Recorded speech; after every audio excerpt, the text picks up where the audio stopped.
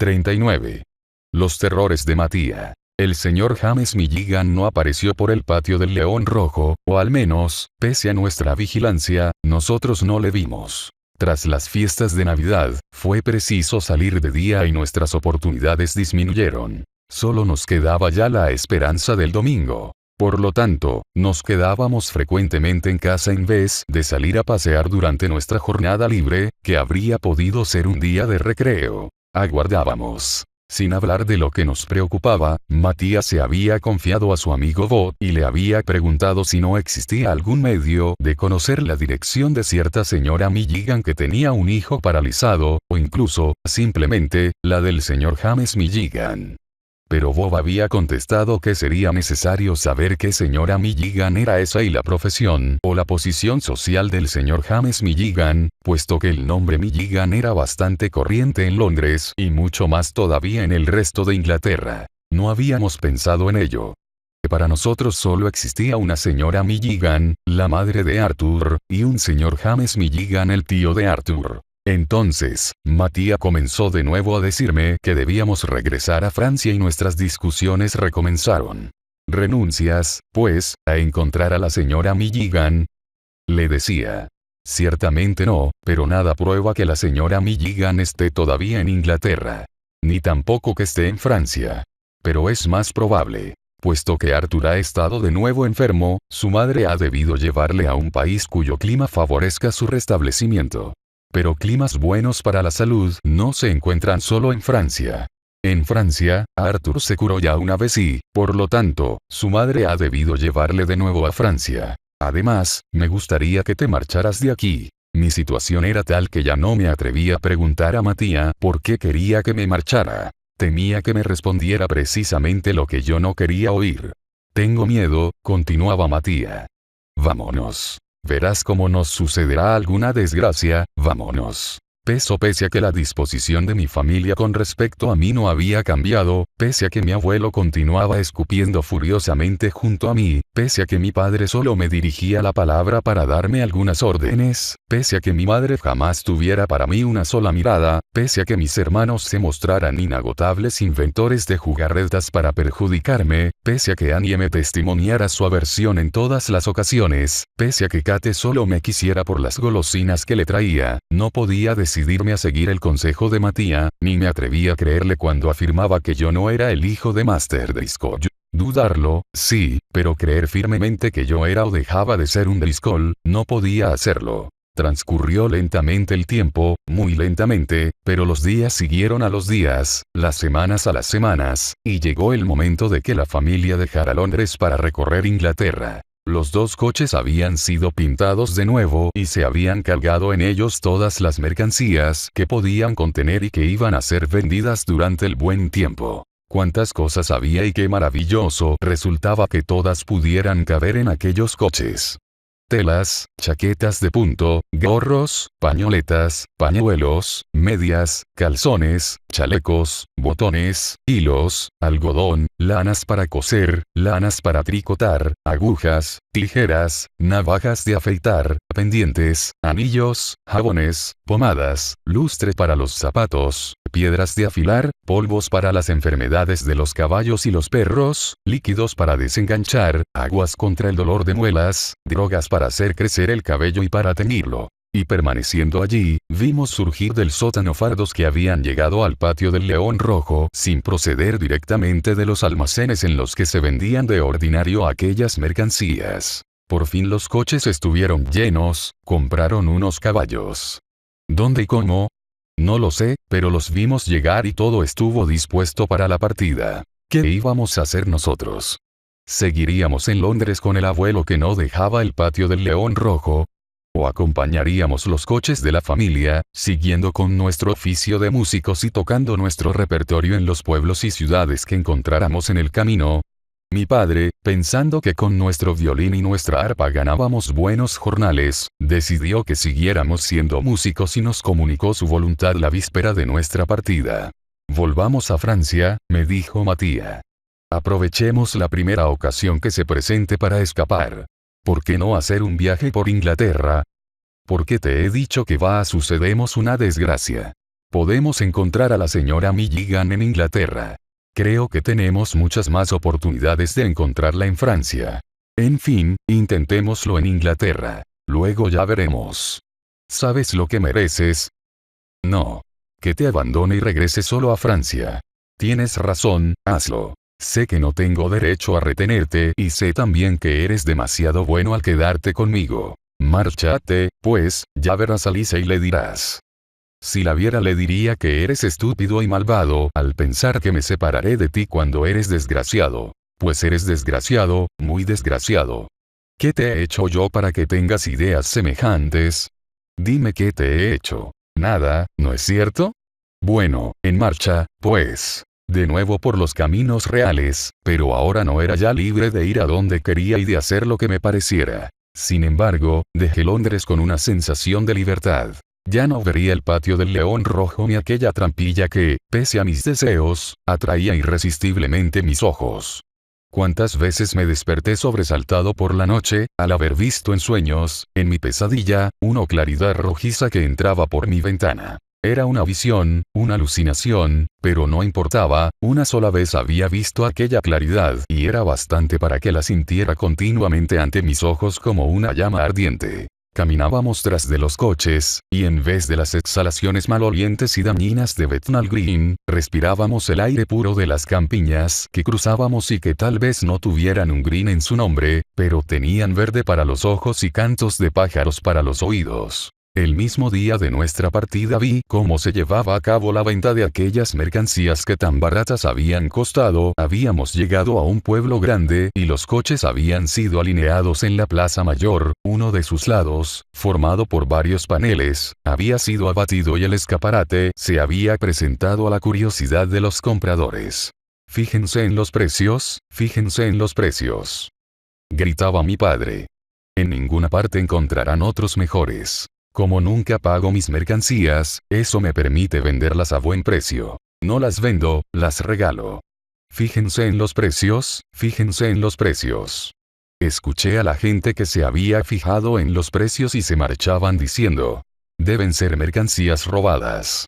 Él mismo lo dice. Si hubieran mirado hacia mí, el rubor de mi frente les habría dicho que fundadas estaban sus suposiciones. Pero si ellos no vieron mi rubor, Matía lo advirtió y, por la noche, me habló de ello, pese a que, por lo común, evitaba abordar francamente el tema.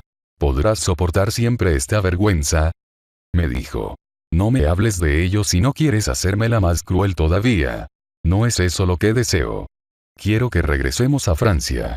Siempre te he dicho que nos sucedería una desgracia. Sigo diciéndolo y siento que no va a tardar.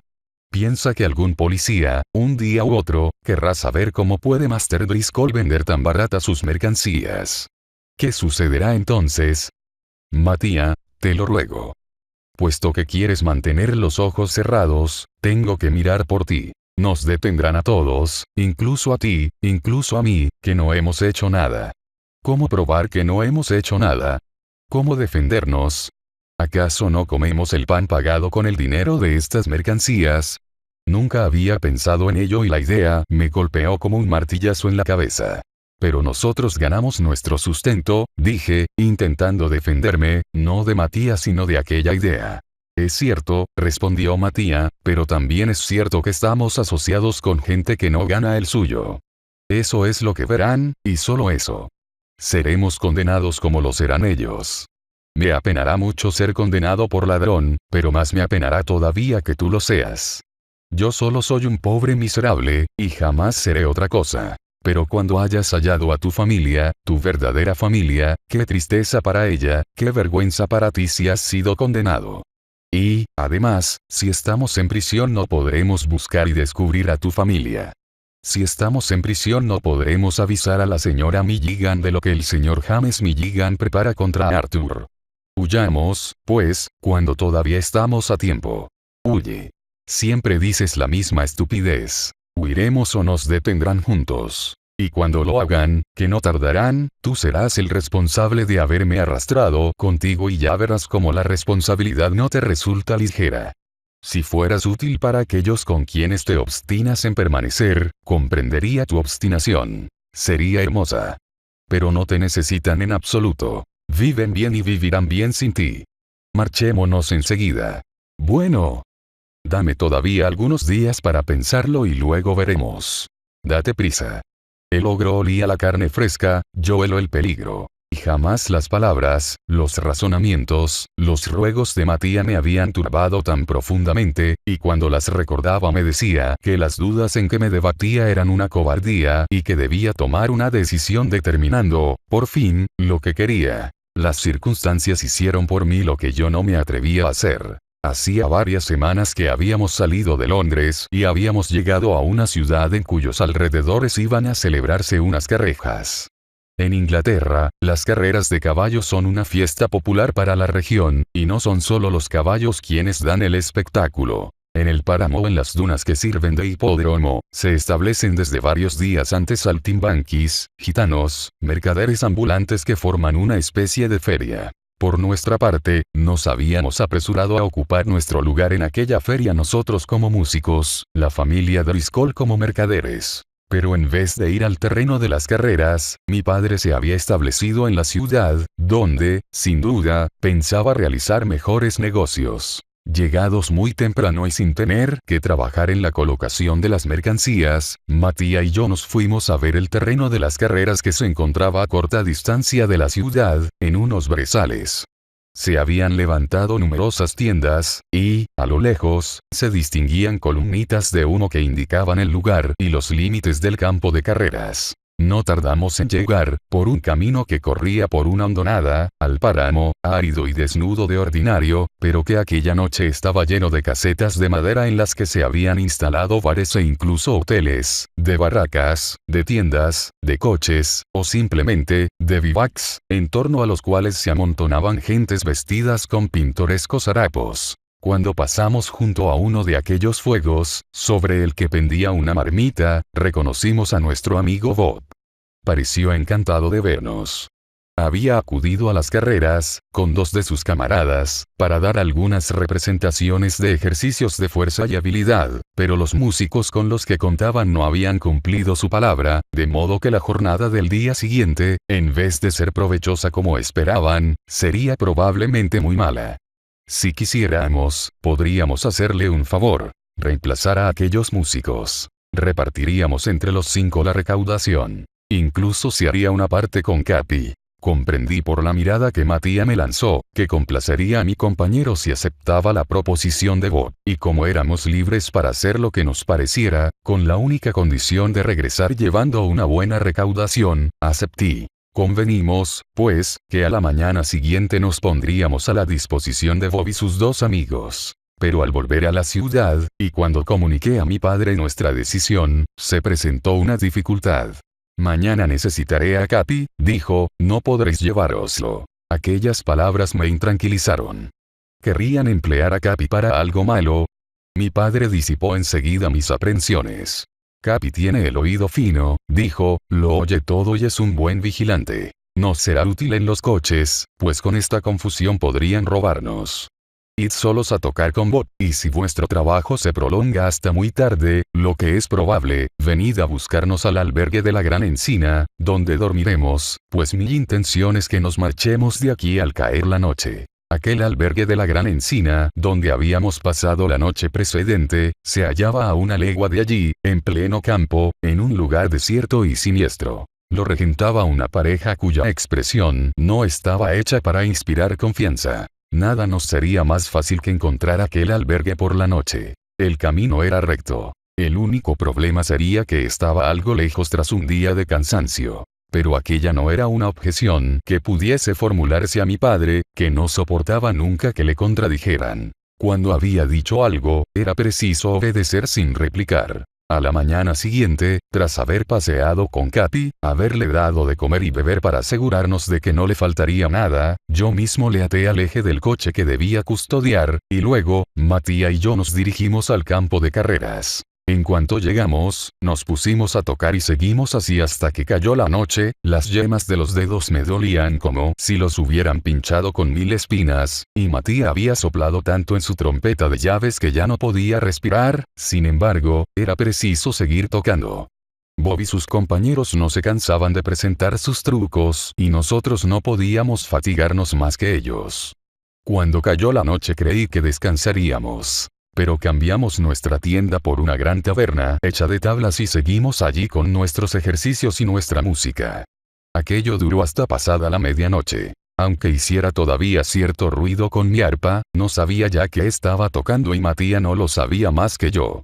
Bob nos había anunciado 20 veces que era la última representación, y 20 veces habíamos comenzado otra. Si nosotros estábamos cansados, nuestros compañeros, que gastaban muchas más energías que nosotros, estaban extenuados, por lo que habían ya fallado más de un truco. Entonces, en cierto momento, una gran pértiga que servía para sus ejercicios cayó sobre el pie de Matías. El dolor fue tan vivo que Matías lanzó un grito. Creí que tenía el pie aplastado y Bob y yo acudimos apresuradamente a su lado.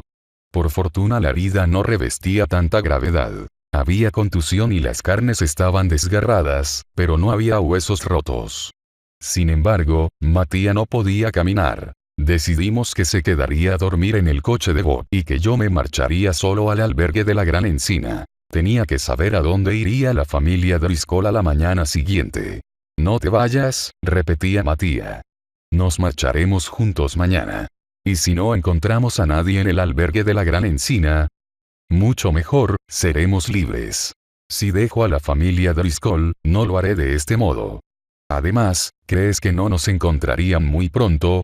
¿A dónde podrías ir con este pie? Muy bien. Si quieres nos marchamos mañana por la mañana. Pero no te marches esta noche, tengo miedo. ¿De qué? No lo sé, tengo miedo por ti. Deja que me marche, te prometo que volveré mañana. ¿Y si te retienen?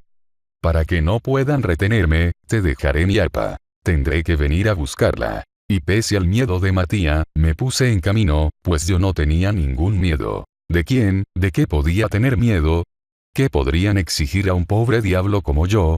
Pero si mi corazón no albergaba el menor sentimiento de espanto, estaba, sin embargo, muy conmovido. Era la primera vez que me hallaba verdaderamente solo, sin Katy, sin Matías, y aquel aislamiento me oprimía tanto como me turbaban las misteriosas voces de la noche. La luna, que me miraba con su pálido rostro, me entristecía. Pese a mi cansancio, caminé deprisa y llegué, por fin, al albergue de la Gran Encina. Pero por más que busqué nuestros coches, no los encontré. Había allí 2 o 3 miserables carricoches con capota de tela, una gran barraca de madera y 2 carros cerrados de los que salían, cuando me acercaba, el rugido de unas fieras. Pero los hermosos coches de colores brillantes de la familia Driscoll no los vi en ninguna parte. Dando vueltas alrededor del albergue, distinguí una luz que iluminaba una imposta acristalada, y pensando que no todo el mundo se había acostado, llamé a la puerta. El posadero malcarado que había visto la víspera me abrió personalmente y me plantó en pleno rostro la luz de su linterna.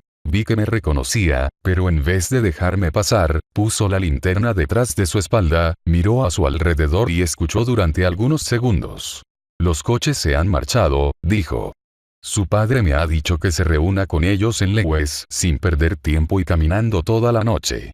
Buen viaje. Me cerró la puerta en las narices sin añadir nada más. Desde que estaba en Inglaterra, yo había aprendido ya bastante inglés para comprender aquella corta frase. Sin embargo, había una palabra, la más importante, que no tenía para mi sentido. Lo hice, había dicho el posadero.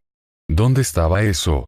No tenía la menor idea, pues. Entonces yo ignoraba que lo hice era la pronunciación inglesa de Lewes, nombre de ciudad que había visto ya escrito en el mapa. Por otra parte, aunque hubiera sabido dónde estaba Lewes, no hubiera podido ir de inmediato, abandonando a Matías. Debía, por lo tanto, regresar al campo de carreras, por muy fatigado que estuviera. Me puse de nuevo en marcha, y 1 hora y media después, me acostaba en una gran bala de paja, junto a Matías, en el coche de Bob, y en pocas palabras le conté lo que había sucedido, luego me dormí muerto de cansancio. Algunas horas de sueño me devolvieron las fuerzas, y por la mañana me desperté dispuesto a salir hacia Lewes y Matías, que todavía dormía, podía seguirme. Saliendo del coche, me dirigí hacia nuestro amigo Bob, que, más madrugador que yo, intentaba encender el fuego. Estaba mirándole, a cuatro patas y soplando con todas sus fuerzas bajo la marmita, cuando me pareció reconocer a Capi, que un policía llevaba sujeto de la correa.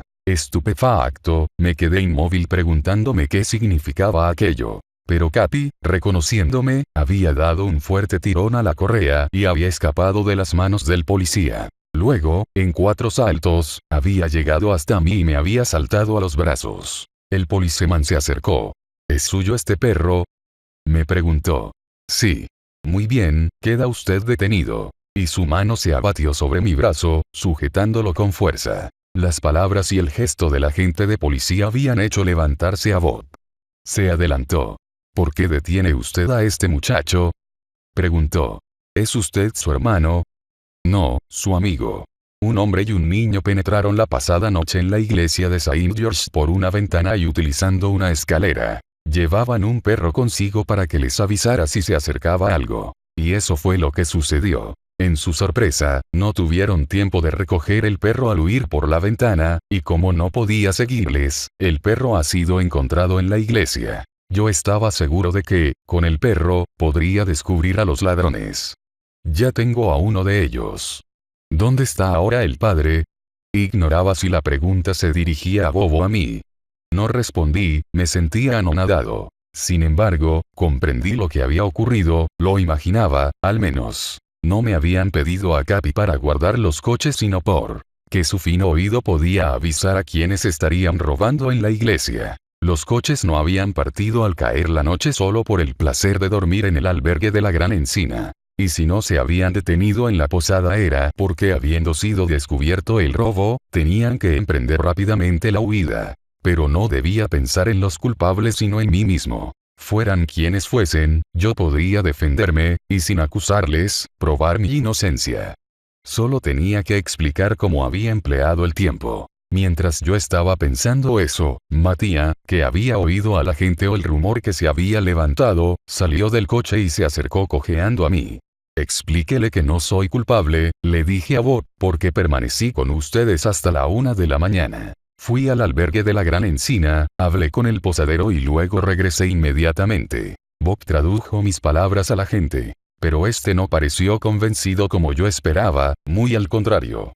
Se introdujeron en la iglesia a la 1:15, dijo.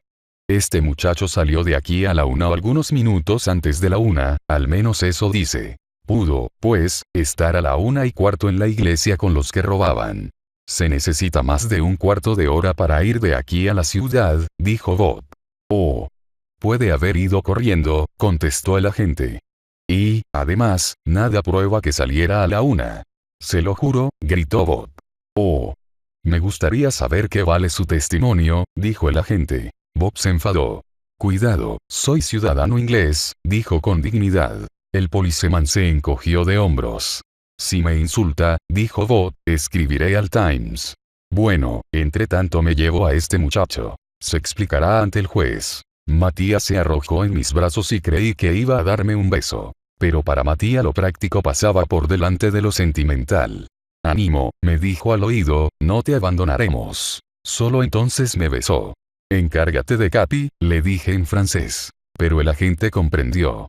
No, dijo, me quedo con el perro. Me ha permitido descubrir a este y me permitirá descubrir a los demás. Era la segunda vez que me detenían y, sin embargo, la vergüenza que sentí fue todavía más lacerante. No se trataba entonces de una acusación estúpida, como lo había sido la de nuestra vaca. Si me libraba de aquella acusación, tal vez pasaría por el dolor de ver condenar, y condenar justamente, a aquellos cuyo cómplice me creían. Tuve que cruzar, llevado por el policeman, la barrera de curiosos que se formaba a nuestro paso, pero no me perseguían, como en Francia, los abucheos y las amenazas. Quienes acudían a mirarme no eran campesinos sino gente que, en mayor o menor grado, vivía en guerra con la policía, saltimbanquis, gitanos, cabareteros, tramps, como dicen los ingleses, es decir, vagabundos. La cárcel donde me encerraron no era una cárcel de risa, como la que habíamos encontrado llena de cebollas, era una verdadera cárcel, con una ventana cruzada por gruesos barrotes de hierro cuya sola vista mataba de raíz cualquier idea de evasión.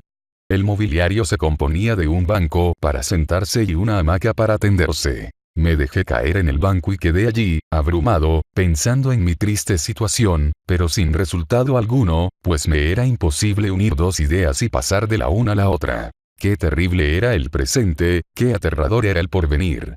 Ánimo, no te abandonaremos, me había dicho Matías. Pero ¿qué podría hacer un niño como Matías? Cuando se está en prisión, solo se tiene una idea fija, la de salir. ¿Cómo podrían Matías y Bob, sin abandonarme y haciendo cualquier cosa para hacerme útil, ayudarme a salir de aquel calabozo? Fui a la ventana y abrí para probar los barrotes de hierro que, cruzándose, la cerraban por la parte de fuera. Estaban incrustados en la piedra. Examiné los muros, tenían casi 1 metro de espesor. El suelo estaba hecho con amplias losas. La puerta recubierta de una placa metálica. Regresé a la ventana. Daba a un pequeño patio, largo y estrecho, cerrado en su extremo por un gran muro que tenía, por lo menos, 4 metros de alto. Ciertamente, nadie podría escapar de aquella prisión, aunque recibiera la ayuda de fieles amigos. ¿Qué puede la fiel amistad contra la fuerza de las cosas? La fidelidad no agujerea los muros. Todo el problema era ahora para mí saber cuánto tiempo permanecería en la cárcel antes de ser llevado al juez que decidiría mi suerte. ¿Podría demostrarle mi inocencia pese a la presencia de Capi en la iglesia? ¿Podría defenderme sin imputar el crimen a quienes no quería, no debía, acusar? Para mí todo se reducía a eso. Y en eso, solo en eso Matías y su amigo Bob podrían serme útiles. Su papel consistiría en reunir testimonios para probar que, a la 1:15, yo no estaba en la iglesia de Saint George. Si conseguían probarlo, yo estaba salvado, pese al mudo testimonio que mi pobre Capi daría contra mí. Y me parecía que no era imposible encontrar esos testigos. Si Matías no tuviera el pie lesionado sabría buscar bien. Esforzarse. Pero podría salir del coche en el estado en que se hallaba. ¿Querría Bob reemplazarle? Aquellas angustias, unidas a las que ya sentía, no me permitieron dormir, pese a mi cansancio de la víspera. No me permitieron ni siquiera tocar los alimentos que me trajeron. Pero si dejé de lado la comida, por el contrario me precipité sobre el agua, pues me devoraba una sed ardiente, y durante todo el día recurrí a la jarra cada cuarto de hora, bebiendo a largos tragos, sin poder calmar mi sed ni debilitar el amargo gusto que me llenaba la boca. Viendo que el carcelero entraba en mi calabozo, experimenté un impulso de satisfacción y una cierta esperanza, pues desde que me habían encerrado me sentía atormentado, enfebrecido, por una pregunta que me hacía constantemente sin encontrarle respuesta. ¿Cuándo me interrogaría el juez? ¿Cuándo podría defenderme? Había escuchado historias de prisioneros a quienes se mantenía encerrados durante meses sin juzgarles o sin interrogarles, lo que para mí significaba lo mismo, e ignoraba que en Inglaterra jamás transcurre más de un día o dos entre el arresto y la comparecencia, en público, ante un magistrado. Aquella pregunta que yo no podía contestar fue la primera que dirigí al carcelero, que no tenía aspecto de ser un mal hombre y me contestó que, ciertamente, comparecería ante la audiencia a la mañana siguiente. Pero mi pregunta le había despertado el deseo de hacerme preguntas a su vez. Si él había respondido, era justo que yo respondiera también. ¿Cómo consiguió entrar en la iglesia? Me preguntó. Ante estas palabras prorrumpí en las más ardientes protestas de inocencia. Me miró encogiéndose de hombros. Luego, como yo continuaba repitiendo que no había entrado en la iglesia, se encaminó a la puerta y, mirándome, dijo a media voz: «Los chiquillos de Londres son viciosos». Aquello me afectó cruelmente. Aunque aquel hombre no fuera mi juez, hubiera querido que me considerara inocente. En mi acento, en mi mirada, habría podido ver que no era culpable. ¿Me sería posible convencer al juez si no le había convencido a él? Por fortuna, tendría testigos que hablarían a mi favor, y si el juez no me escuchaba, estaría al menos obligado a escuchar y creer los testimonios que me declaraban inocente. Necesitaba esos testimonios. ¿Los tendría? Por entre las historias de prisioneros que yo sabía, había una que hablaba de los medios que se empleaban para comunicarse con quienes estaban encerrados. Se ocultaban notas en los alimentos que se traían del exterior. Tal vez Matías y Bob habían utilizado aquella artimaña, y cuando me ocurrió aquella idea, comencé a desmigajar mi pan. Pero no encontré nada. Con el pedazo de pan, me habían traído también unas patatas, las hice puré. No contenían la menor nota. Decididamente, Matías y Bob no tenían nada que decirme, o lo que era más probable, no podían decirme nada. Solo me quedaba, pues, esperar al día siguiente sin apenarme demasiado, si es que eso me era posible. Por desgracia, no me fue posible, y por muchos años que viva guardaré, como si hubiera ocurrido ayer, el recuerdo de la terrible noche que pasé. Ah. Qué loco había sido no haciendo caso a los presentimientos de los terrores de Matías. A la mañana siguiente, el carcelero entró en mi calabozo llevando un jarro y una jofaina. Me dijo que me lavara, si quería, porque pronto iba a comparecer ante el magistrado, y añadió que un aspecto decente es, a veces, el mejor medio de defensa de un acusado. Cuando terminé de lavarme, me fue imposible permanecer quieto y comencé a dar vueltas por mi celda, como lo hacen las bestias en su jaula. Me hubiera gustado preparar mi defensa y mis respuestas, pero estaba demasiado turbado, y en vez de pensar en el hoy, pensaba en toda clase de cosas absurdas, que pasaban por mi espíritu fatigado como las sombras de una linterna mágica. El carcelero regresó y me dijo que le siguiera. Caminé a su lado y tras haber cruzado varios corredores, nos encontramos ante una pequeña puerta que abrió. «Pase», me dijo. Un aire cálido me golpeó el rostro y escuché un rumor confuso. Entré y me encontré en una pequeña tribuna. Estaba en la sala del tribunal. Pese a que estuviera dominado por una especie de alucinación, y sintiera las venas de mi frente latir como si fueran a estallar, lancé una mirada circular a mi alrededor y tuve una visión clara y completa de lo que me rodeaba, de la sala de audiencia y la gente que la llenaba. La sala era bastante grande, alta de techo, con amplias ventanas y estaba dividida en dos partes. Una reservada al tribunal y la otra abierta a los curiosos. En un estrado elevado estaba sentado el juez, un poco más abajo y delante de él se hallaban otros 3 miembros de la justicia que eran, como supe más tarde, un escribano, un tesorero para las multas y otro magistrado que en Francia se llama el Ministerio Público. Ante mi tribuna había un personaje togado y con peluca, mi abogado. ¿Cómo tenía yo un abogado? ¿De dónde salía? ¿Quién me lo había proporcionado? Matías o Bob. Tenía uno, eso bastaba. En una tribuna distinguía Bob, sus 2 compañeros, el posadero de la Gran Encina y otra gente a la que no conocía. Luego, en otra que se hallaba frente a la primera, reconocí, entre varias personas, al pólice man que me había detenido. Comprendí que eran las tribunas de los testigos. El lugar reservado al público estaba lleno. En una balaustrada vi a Matías. Nuestros ojos se cruzaron, se abrazaron e, instantáneamente, sentí que regresaba mi valor. Me defenderían, a mí me correspondían o abandonarme y defenderme también. Las miradas fijas en mí ya no me aplastaban. El Ministerio Público tomó la palabra, y en pocas palabras, parecía tener mucha prisa, expuso el asunto. Se había cometido un robo en la iglesia de Saint George. Los ladrones, un hombre y un niño, se habían introducido en la iglesia y por medio de una escalera y rompiendo la ventana. Llevaban con ellos un perro para que vigilara y les previniera del peligro, si éste se presentaba.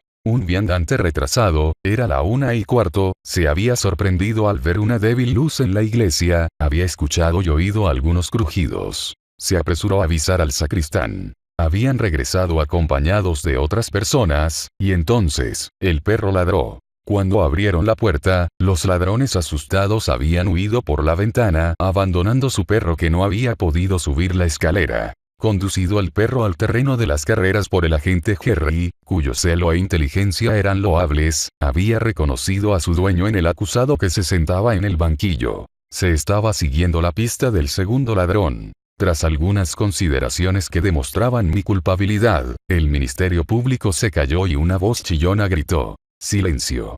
Entonces el juez, sin mirarme y como si hablara consigo mismo, me preguntó el nombre, edad y profesión. Contesté, en inglés, que me llamaba Francis Driscoll y que vivía en casa de mis padres, en Londres, Patio del León Rojo, en Bethnal Green. Luego solicité permiso para explicarme en francés, puesto que había sido educado en Francia y solo hacía algunos meses que había llegado a Inglaterra.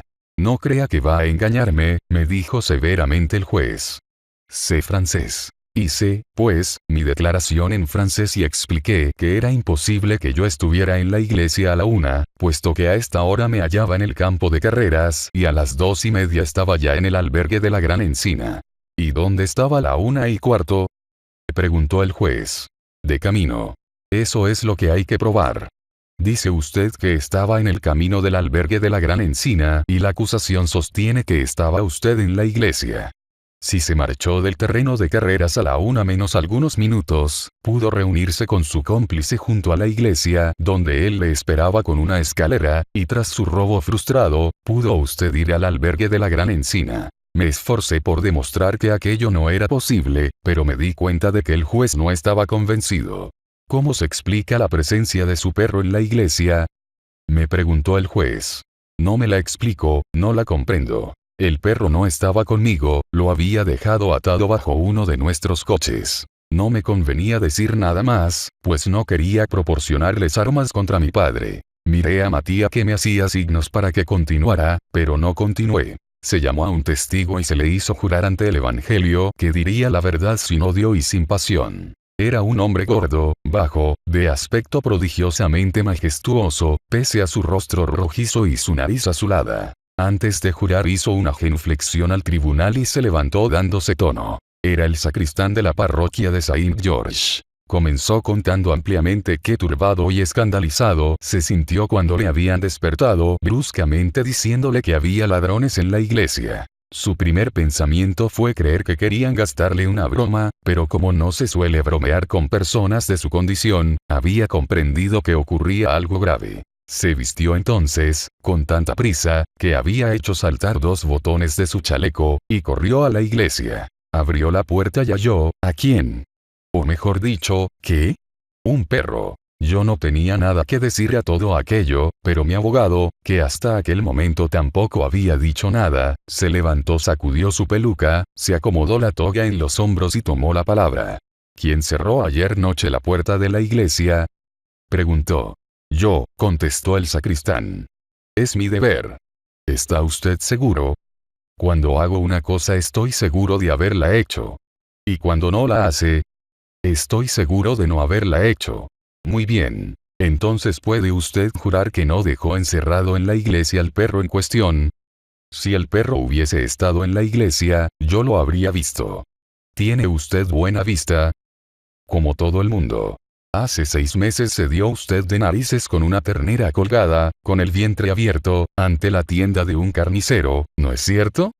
No veo la importancia de semejante pregunta dirigida a un hombre de mi condición, gritó el sacristán, volviéndose azul. ¿Querrá usted tener la bondad de contestarla como si realmente fuera importante? Cierto que tropecé contra un animal torpemente expuesto frente a una carnicería. No lo había visto. Estaba preocupado. Cuando cerró la puerta de la iglesia, ¿acababa usted de cenar? Naturalmente. ¿Y no acababa usted de cenar cuando topó con la ternera? Pero. ¿Dice usted que no había cenado? Sí, había cenado. ¿Bebe usted cerveza suave o fuerte? Cerveza fuerte. ¿Cuántas pintas? 2. Nunca más. A veces 3. Nunca 4. Nunca 6. Muy raras veces. ¿Toma usted grog después de cenar? A veces. ¿Lo toma usted suave o fuerte? No demasiado suave.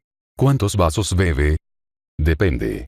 ¿Está usted dispuesto a jurar que no toma algunas veces 3 o incluso 4 vasos? Y como el sacristán, cada vez más azul, no respondió, el abogado se sentó diciendo: este interrogatorio basta para probar que el perro pudo ser encerrado por el testigo que, después de cenar, no ve las terneras porque está preocupado. Eso es todo lo que yo deseaba saber. Si me hubiese atrevido habría besado a mi abogado, estaba salvado. ¿Por qué no había podido Capi ser encerrado en la iglesia? Era posible. Y si había sido encerrado de este modo, yo no le había llevado allí. No era, pues, culpable, ya que, contra mí, solo había esta acusación. Fueron escuchadas, tras el sacristán, las personas que le acompañaban cuando había entrado en la iglesia. No habían visto nada, salvo la ventana abierta por la que habían huido los ladrones. Luego declararon mis testigos. Bo, sus compañeros y el posadero, que confirmaron el empleo de mi tiempo. Sin embargo, quedó por esclarecer un punto capital, puesto que afectaba la hora precisa en la que había abandonado el campo de carreras. Terminados los interrogatorios, el juez preguntó si no tenía nada que añadir, advirtiéndome que podía guardar silencio si lo consideraba oportuno. Respondí que era inocente y que me ponía en manos de la equidad del tribunal. Entonces, el juez hizo leer el atestado de las declaraciones que yo acababa de escuchar, declaró luego que me transfería a la cárcel del condado a la espera de que el gran jurado decidiese si yo debía o no ser procesado. Me derrumbé sobre el banquillo. Cómo lamentaba ahora no haber escuchado a Matías.